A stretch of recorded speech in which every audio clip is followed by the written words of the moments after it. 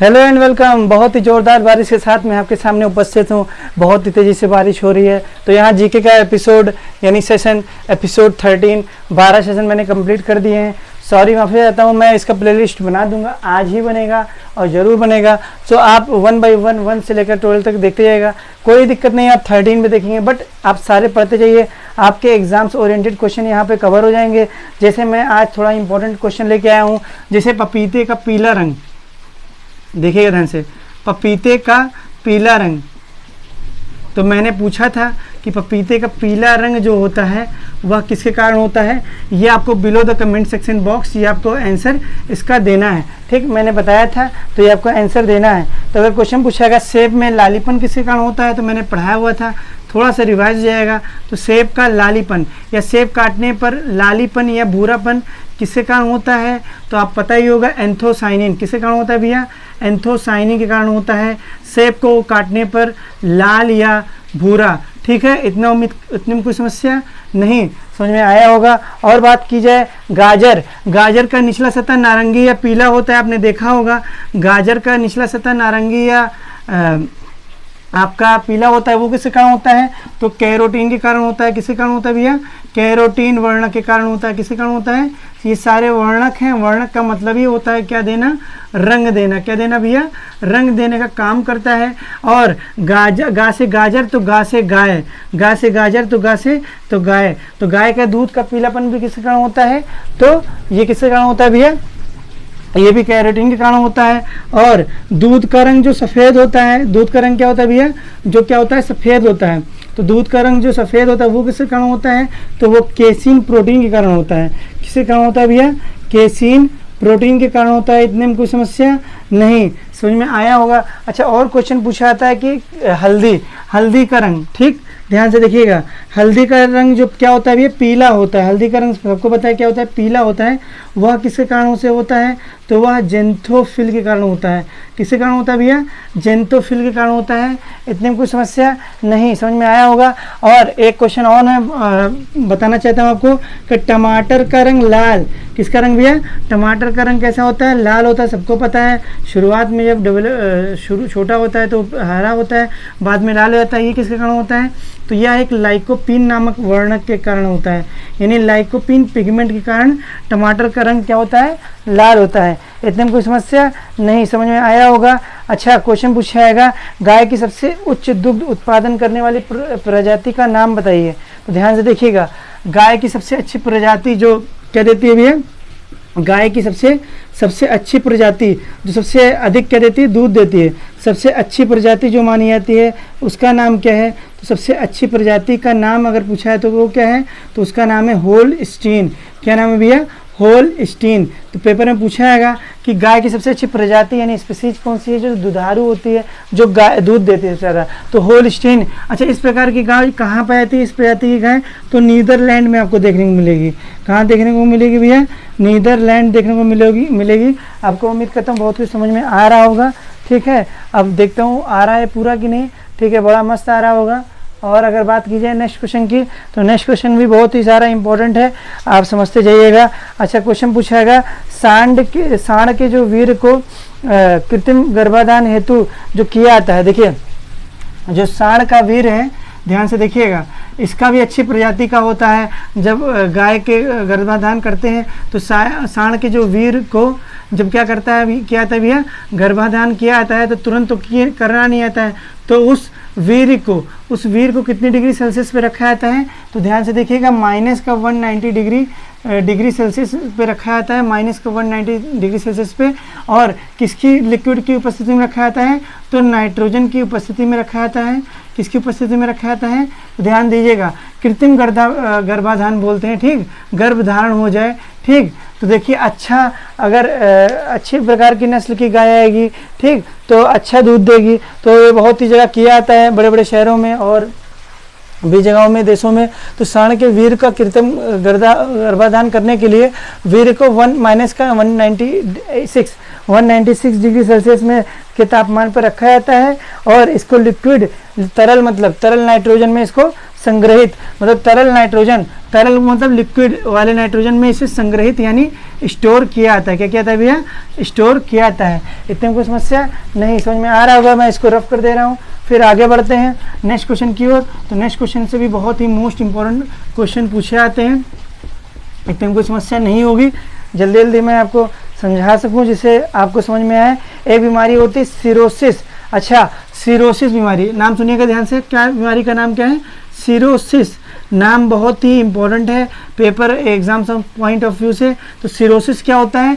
जो अत्यधिक मदिरा का सेवन करता है, जो अत्यधिक मतलब बहुत ही अधिक, ठीक, अत्यधिक मदिरा का जो सेवन करता है। किसे सेवन करता है भैया? मदिरा मतलब शराब यानी अल्कोहल का क्या करता है? सेवन करता है, तो उसे सिरोसिस नामक रोग हो जाता है। तो अत्यधिक मदिरा का सेवन करने से सिरोसिस नामक रोग हो जाता है।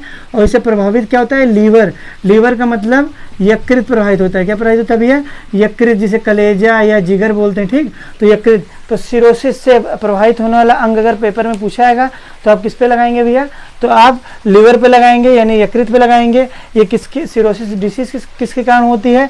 तो ये अत्यधिक मदिरा सेवन से ये होता है। इतने में कोई समस्या नहीं, समझ में आ रहा होगा।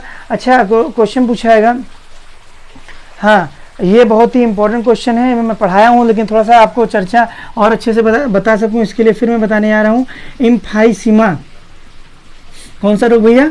इम्फाइसीमा। तो इम्फाइसीमा, तो ये देखिए ये एक धूम्रपान रोग है। पहली बात ध्यान से देखिएगा, ये कैसा रोग है? यह एक धूम्रपान प्रकार का रोग है। यानी धूम्रपान यानी स्मोकिंग करने से, क्या करने से भैया? स्मोकिंग करने से होता है। यानी ये स्मोकिंग डिसीज है, यानी स्मोकिंग एक मतलब धूम्रपान एक रोग है। पहली बात, क्या पीने से होता है? तो ध्यान से देखिएगा, सिगरेट पीने से होता है। क्या पीने से होता है भैया? सिगरेट पीने से होता है। अच्छा, बात की है क्या प्रभावित होता है? तो इससे प्रभावित क्या होता है? हम सांस किसके द्वारा लेते हैं? फेफड़ा यानी लंग्स प्रभावित होता है। तो मैं आप सबसे रिक्वेस्ट करना चाहता हूँ, इस कोरोना पेंडेमिक में, महामारी में आप सिगरेट का सेवन छोड़ दें पूरी तरह से, बिकॉज हमारा लंग्स यानी फेफड़ा प्रभावित होता है। और जिसके लंग्स पहले से ही अगर प्रभावित हैं तो कोरोना उसको जल्दी छोड़ता नहीं है और उसे वेंटिलेटर सपोर्ट तक देना पड़ जाता है। और फाइनली अगर ज़्यादा इम्यूनिटी उसको रिस्पॉन्स नहीं दे पाई तो उसकी फाइनली डेथ भी आती है। तो ठीक है, अब देख रहे हैं इम्फाइसीमा। तो इम्फाइसीमा अच्छा एक प्रकार का किस प्रकार का रोग है? ध्यान से देखिएगा। तो एक प्रकार का COPD नामक रोग है। कैसा रोग है भैया? यह एक प्रकार का COPD नामक रोग है। कैसा रोग है भैया? COPD नामक रोग है। मैं इसको बताना चाहता हूँ कि COPD मीन्स होता क्या है। ध्यान से देखिएगा, COPD का मतलब होता है, ध्यान से देखिएगा, ब्लू मार्कर्स नहीं मिल रहे हैं, ठीक, देखिएगा, क्रॉनिक, C फॉर क्या हो जाएगा? क्रॉनिक, बहुत ही खतरनाक बीमारी, क्रॉनिक मतलब बहुत ही खतरनाक।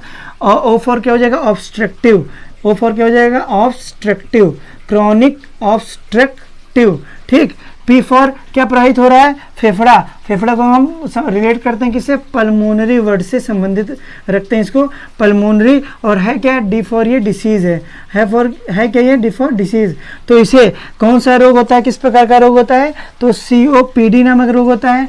COPD का फुल फॉर्म क्या होता है? Chronic obstructive, P for pulmonary and D for disease. इतना उम्मीद करता हूँ समझ में आया होगा आपको। सिगरेट पीने से होता है। अब थोड़ा चर्चा कर लीजिए कैंसर की।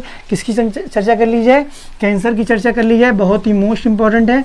तो बहुत ही अच्छा लगा होगा, बहुत ही अच्छा समझ में आ रहा होगा। बिल्कुल पढ़ते जाइएगा, बिल्कुल मस्त से नॉलेज इकट्ठा करते जाइएगा। हाँ, अब बात करते हैं, सॉरी, किसकी बात करते हैं? कैंसर की। किसकी बात करते हैं भैया? कैंसर की। बहुत ही मोस्ट इंपॉर्टेंट टॉपिक है कैंसर आपका होने वाला है। यहाँ पे मैं 360 डिग्री पे मैं आपको समझाने की कोशिश करूँगा, ठीक है। कैंसर जो होता है, क्वेश्चन पूछा जाता है, देखिए ये क्या होता है? एक सेल से दूसरे सेल्स को डैमेज करता है।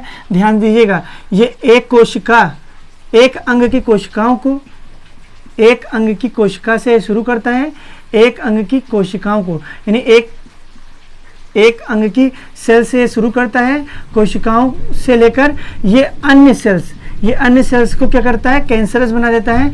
अन्य सेल्स को क्या बना देता है भैया? कैंसरस बना देता है। बहुत ही खतरनाक होता है। इस प्रकार से पूरे अंग में ऑल आर्गन सफ़र करता है। ऑल आर्गन सफ़र करता है किससे भैया? तो वो कैंसर से, यानी किससे सफ़र करता है? तो वो कैंसर से सफ़र करता है। इतने में कोई समस्या नहीं, समझ में आ रहा होगा आपको। अच्छा, बात की जाए तो ये जो अंग में पहुंचाता है, एक अंग से दूसरे अंग फिर पूरे अंगों में पहुंच रहा है, तो इसे किस नाम से आता है? देखिए ध्यान से, इस क्रिया को कहते हैं क्या है? इस प्रोसेस को क्या कहते हैं? अगर बात की जाएगी उस प्रोसेस को क्या कहते हैं, तो ध्यान से देखिएगा, उस प्रोसेस यानी उस प्रक्रिया को क्या बोलते हैं? तो उस प्रोसेस को बोलते हैं मेटास्टैसिस।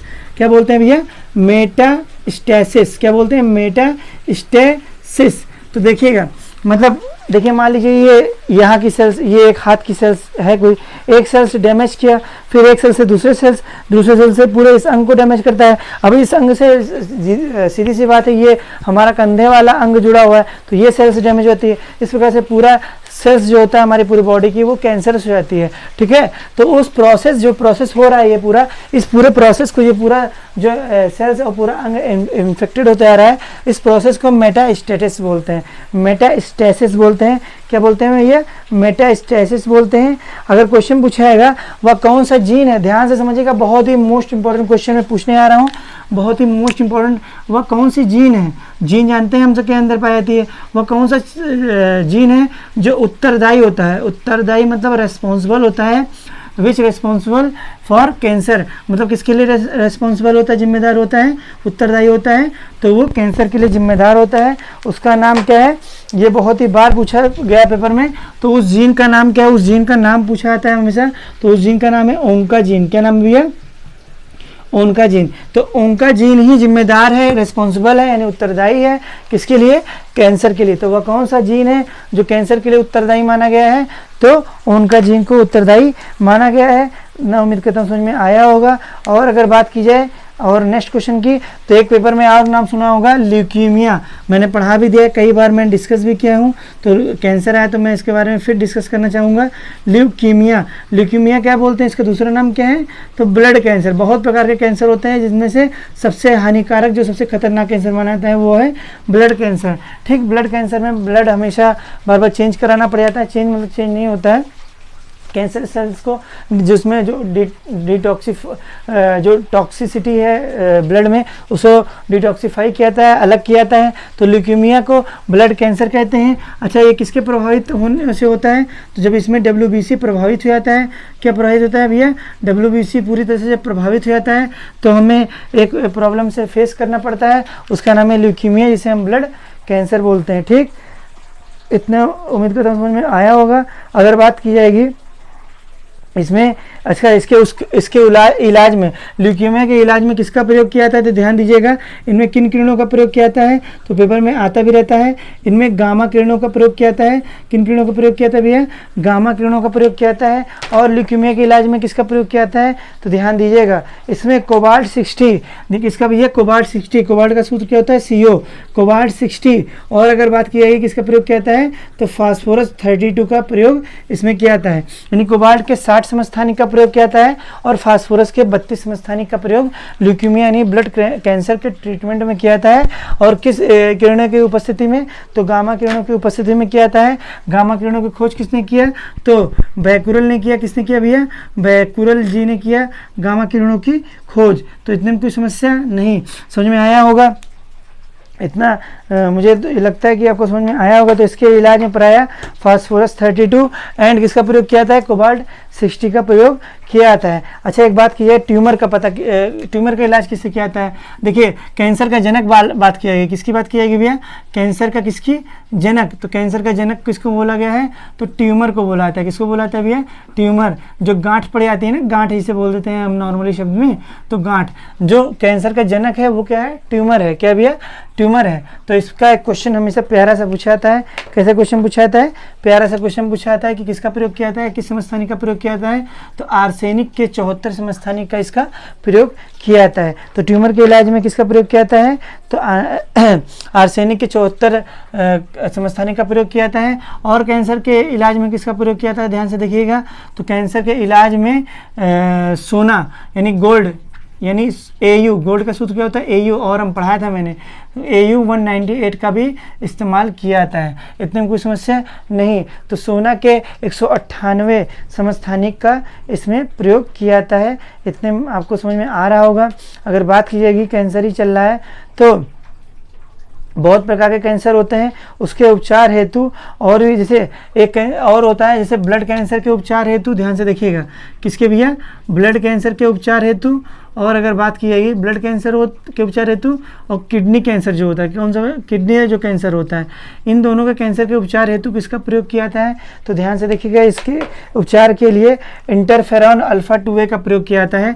किसका प्रयोग किया जाता है भैया, इंटरफेरॉन, किसका भैया, इंटरफेरॉन अल्फा 2A का प्रयोग किया जाता है, इंटरफेरॉन अल्फा 2A का प्रयोग किया जाता है। इतने में कोई समस्या नहीं। तो ब्लड कैंसर के ट्रीटमेंट में और किडनी कैंसर के ट्रीटमेंट में इंटरफेरॉन अल्फा 2A का इस्तेमाल किया जाता है। तो ये आपको कैंसर से मैंने कुछ संबंधित तथ्य बताया जो एग्जाम प्रोस्पेक्टिव से बहुत ही मोस्ट इंपॉर्टेंट है।